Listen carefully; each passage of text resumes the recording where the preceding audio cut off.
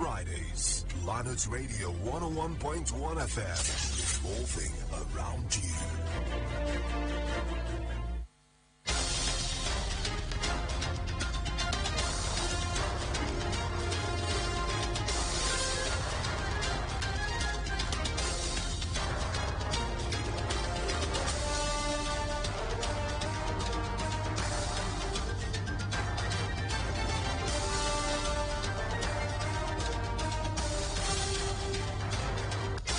In the news at noon, federal government laments Nigeria's low VAT performance status in West Africa. Senate to summon NNPCL boss Mele Kyari over fuel subsidy expenditure. House of Representatives raise panel to screen service chiefs. Other foreign scene, North Korea fires intercontinental ballistic missile after threatening U.S. And sports, Super Falcons to face Lions FC in friendly match ahead of 2023 Women's World Cup. Details coming up shortly.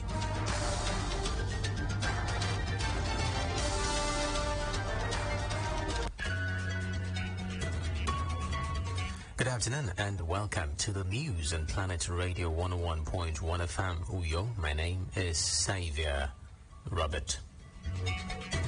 We begin this afternoon from the presidential villa where President Bola Tinubu has directed security agencies to fish out the perpetrators of the alleged killings and violence in Plateau State. A statement by the president's spokesman, Dele Alake, says President Tinubu strongly condemned the recent internecine killings in the Mangu local government area of Plateau and parts of Benue State, stressing that the country must break the circle of violence. The president urged social religious leaders in the troubled areas as well as the leadership of Arewa Consultative Forum, Jamaatul Nasril Islam and Christian Association of Nigeria to work together to help foster genuine and long-lasting peace. While reaffirming his government's strong determination to stamp out violent crimes and all forms of criminalities everywhere in Nigeria, Tinubu ordered the security agencies to fish out the masterminds of the dastardly acts to face the full wrath of the law. He also charged the governments of Plateau and Benue states and emergency response agencies to provide support and immediate relief to victims who have been displaced as a result of the conflicts. Away from that, the federal government has said Nigeria's value-added tax VAT performance was the lowest in the West African region, describing the development as worrisome. Calling for policy change, the government disclosed that the VAT rate was less than 1% to gross domestic product GDP. Director, Tax Policy, Federal Ministry of Finance, Budget and National Planning, Bashir Abdul Qadir, raised the concern at the opening of a 3-day workshop on harmonization of Nigeria's VAT Act with ECOWAS directives organized by the ECOWAS Commission under the context of implementation of support program for tax transition in West Africa, PATF. ECOWAS Director of Customs, Union and Taxation, Salifo Tiamtore, commended measures deployed by the FIRS to broaden VAT base by collecting from informal sector traders. He, however, called on the government to put in place appropriate institutional framework before commencing the initiative.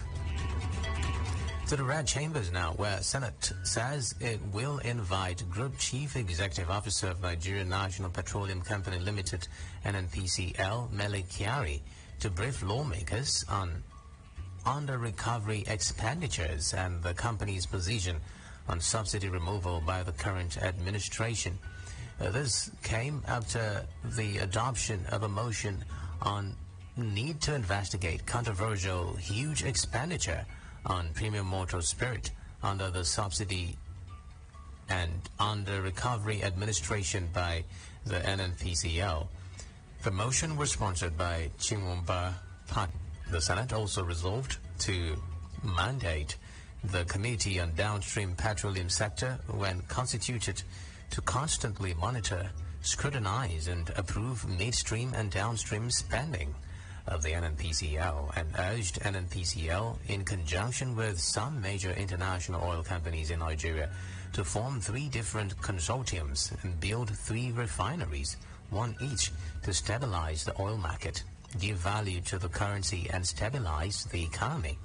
Earlier, Chinwoba noted that the federal government, in its fight against corruption, bid to plug waste surrounding fuel subsidy and end the controversial subsidy administration on May 11, 2016, announced an increase in fuel pump price from 87 naira to between 135 naira and 145 naira per litre. He said at the inauguration of the current government on May 29, 2023, the president took a bold step to announce total removal of fuel subsidy, noting that the scheme increasingly favored the rich more than the poor. In the meantime, the Senate has commended President Bola Tinubu over his decision to end the fuel subsidy regime. President of the Senate, Godswill Akpabio, who spoke during plenary, urged Tinubu to ensure urgent implementation of palliative measures put in place to cushion the effects of subsidy removal. This was after Imo North Senator Patrick Ndubueze moved a motion titled "Need to Investigate the Controversial Huge Expenditure on Premium Motor Spirit PMS under the subsidy and under recovery regime by the NNPCL." Ruling on the motion after deliberations and contributions by members on the floor of the Senate, Akpabio got the nod of his colleagues to formally commend Tinubu on his courageous decision to stop the payment of subsidy on PMS. The lawmakers, however, called on the president to ensure that the planned palliatives intended are put in place to cushion the effect of the removal of the subsidy.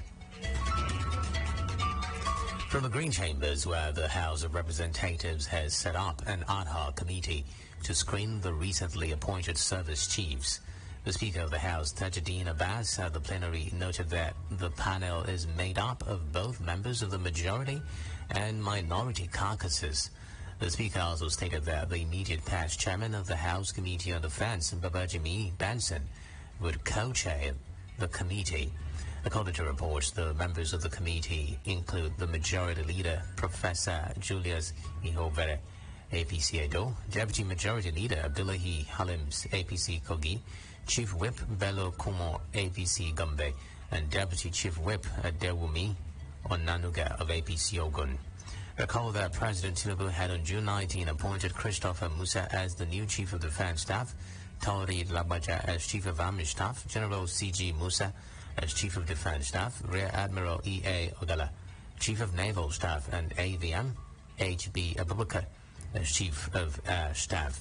The President similarly wrote to the National Assembly requesting the confirmation of the newly appointed service chiefs. In the meantime, the House of Representatives has frowned at excess charges and illegal deductions by commercial banks in breach of extant provisions of the law. Adopting a motion initiated by Godwin Ofiono at the plenary chaired by Speaker Tajuddin Abbas, the House mandated its committee on banking and currency to probe into the issue and report within 1 month. It also mandated its committee on legislative compliance to ensure implementation of the outcome of the probe. Ofiono claimed he was privy to information that some banks and financial institutions unethically fleece customers through excess charges and unauthorized deductions. The lawmaker further said customers of different commercial banks had been groaning over excessive charges on their accounts. Ofiono said he was aware that apart from stamp duty, bank customers also pay value-added tax, VAT, applicable on all VAT-able transactions in their accounts. He noted that commercial banks charge outrageous interests on loans and overdraft at a rate that is higher than details agreed upon in the offer letter. He also decried arbitrary increase in interest rates on loans and overdrafts, an increase in the other fees without notifying customers and getting their consent. Meanwhile, the House of Representatives also asked federal universities to immediately suspend implementation of fee increase. The lawmakers warned that the increment could force students to drop out of school.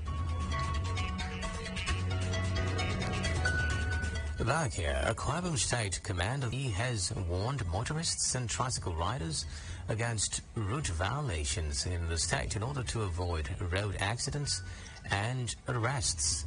Speaking of Planet News, the sector commander, FRSC Matthew Olonishaye, gave the warning while stating the dangers involved in one-way driving. He further advised citizens to adhere to the road safety instructions and make it their priority while driving.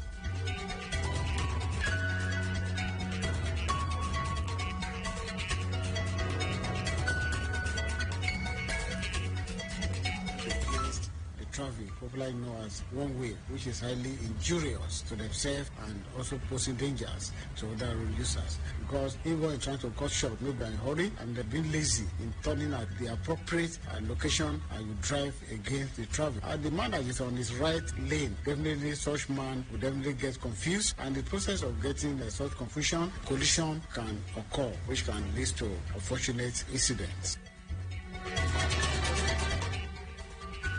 Further speaking, Olonishaye identified some penalties given to traffic rules in the state. We enforce, we make sure that we arrest them and deal with them appropriately, sanction them how they should be sanctioned. If one drives against the traffic, it amounts to dangerous driving, and they attract a fine of 50,000 naira or imprisonment of 6 months or both. You're listening to the news in Planet Radio 101.1 FM. Let's take a breather and then bring you more stories from the foreign sports and entertainment scenes. Do stay with us. Healthy living begins with the choices one makes. Choosing to live healthy is the first step to healthy living. Join us Sundays 1:30 to 2 p.m. for Health Way. Awareness for healthy choices.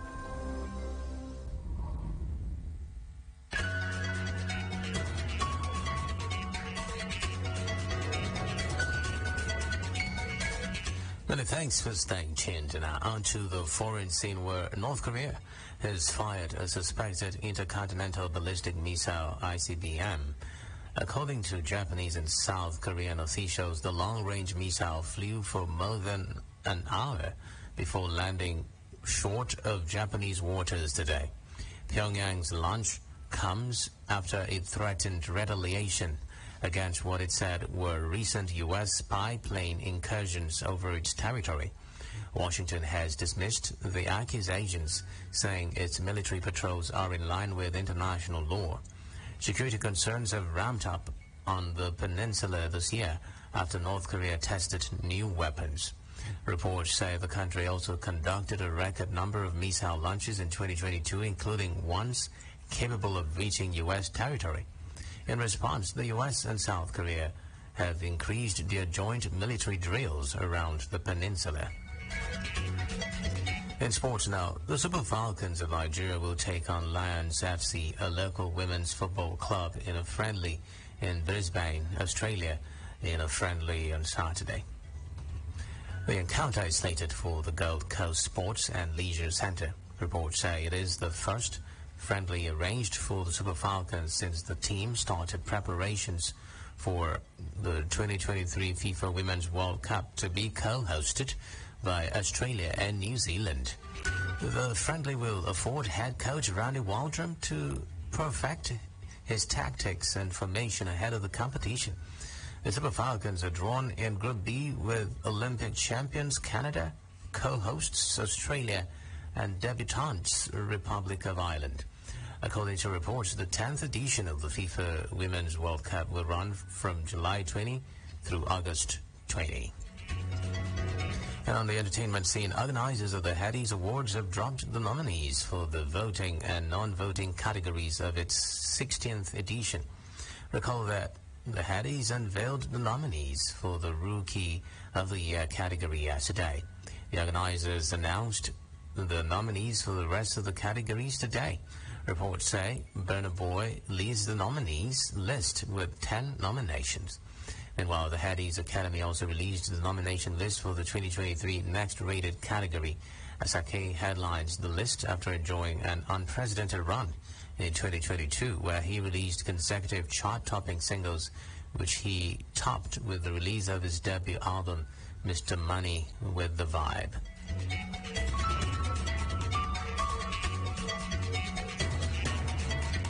It's with the news in Planet Radio 101.1 FM with you, but before we go, a quick recap of the major stories. Federal government has said Nigeria's value-added tax performance was the lowest in the West African region, describing the development as worrisome. Senate says it will invite Group Chief Executive Officer of Nigeria National Petroleum Company Limited, NNPCL, Mele Kyari, to brief lawmakers on under-recovery expenditures and the company's position on subsidy removal by the current administration. The House of Representatives has set up an ad hoc committee to screen the recently appointed service chiefs. On the foreign scene, we told you that North Korea has fired a suspected intercontinental ballistic missile. And sports reported that the Super Falcons of Nigeria will take on Lions FC, a local women's football club, in a friendly in Brisbane, Australia, on Saturday. For comments and coverage of your newsworthy events, to call our newsroom on 0812-770-2940. Visit our website on planet101fm.ng and follow us on Twitter at planet_101fm. Also like our Facebook page at planet101fm Uyo. The news was edited by Isaiah Udo and Jane Uwa. As we end the news, be at war with your vices, at peace with your neighbors, and let every new week find you a better man and woman. My name is Xavier Roberts, wishing you a terrific afternoon and do enjoy the rest of our programming today. Bye-bye for now.